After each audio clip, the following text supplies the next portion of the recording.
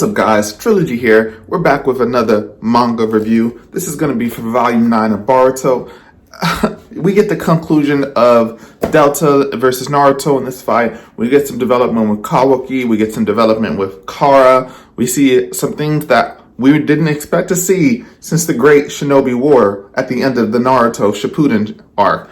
Anyways, before we get into this, I'm Trilogy with Trilogy Effect. I do manga, anime, gaming, technology, all kinds of things on my channel. I've curated lists on my channel. You should definitely check them out if this kind of thing interests you. And in a couple days, I'm going to be doing volume 10. So if you want to see that volume 10, you enjoy this volume 9 in video, definitely stay tuned and check that out. Subscribe and turn on notifications. And with that said, let's jump into it. So, starting off this manga chapter, we finally get Naruto being serious with Delta. You know, we haven't seen Naruto cut loose in a while. We haven't seen him fight anybody since Momoshiki in the very beginning of Boruto, and he hasn't really fought anyone. But even so, in the beginning of this fight, you could tell Naruto was definitely kind of feeling Delta out. He was pulling a Goku, you know, he was trying to test her out, see how strong she was, see if he could get some information out of her, and then boom, she tries to take out, what is his daughter's name? What is her name?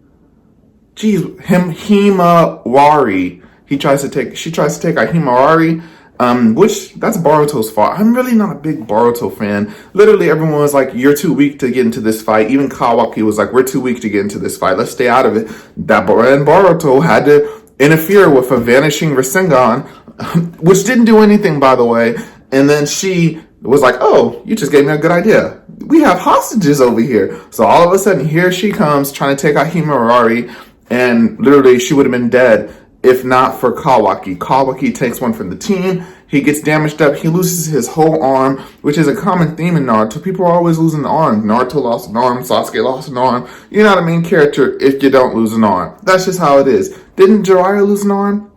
I'm pretty sure everyone... if you lose an arm. Arms are very commonly lost in Naruto. But it was just a big moment for Kawaki because he just met Naruto a couple days ago and he's already taken one for the team, taken one for his family. We finally see that vase that he broke. He fixed it with the glue. And all of this stuff only makes it more mysterious that he would betray us in the future. Like, what's going on with Kawaki? Why is he betraying us in the future? You know that flash forward at the very beginning of Boruto where it's Boruto versus Kawaki, the village is destroyed. I'm going to send you where I sent Lord Seventh. What's going on? What's going on in the future? But I just don't understand what's going on. And that just makes this all of them so much interesting. This is great Naruto content. We've been asleep on Boruto for like 4 years. Rightfully so, if you ask me. It's been garbage, but this is really kicking it into second gear.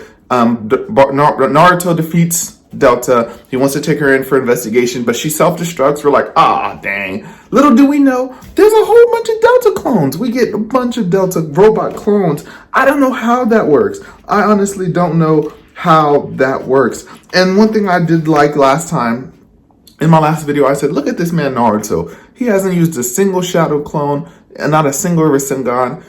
That man Naruto hit Delta with that infinite Rasengan. You know, that's not what it's called, but he was just putting chakra into it, and it was just more than she could absorb. And that's the thing with almost everybody who has an absorbing ability. There's always a capacity on how much they can absorb. And then, of course, they're always fighting the character that has a lot of mana or a lot of chakra or a lot of spiritual pressure.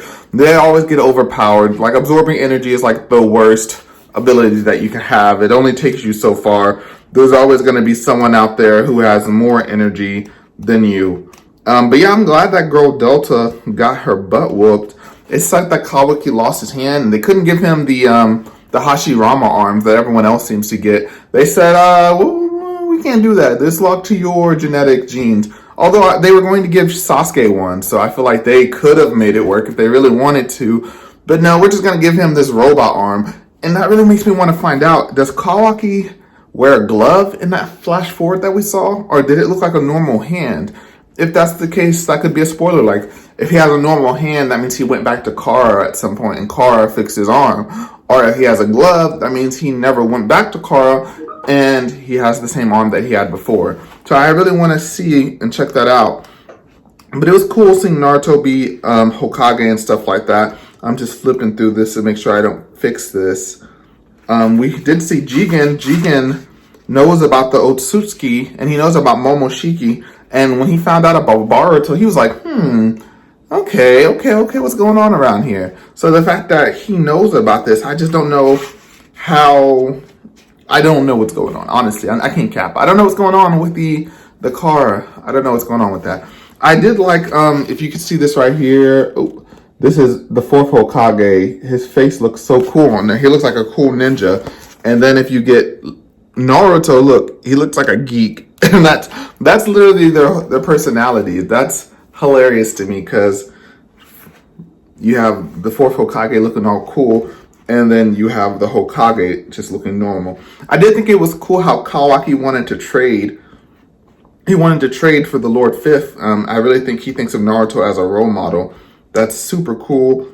Kawaki has an emotional moment with Kurama, which is pretty cool.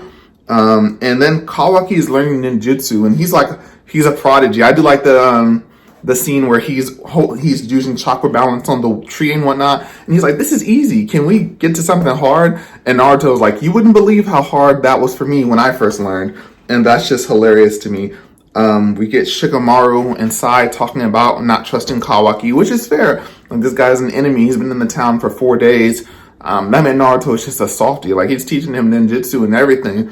But I also get Naruto's perspective. We don't want to treat him like a stranger because that's only going to push him away. If we treat him like family, maybe he won't be evil.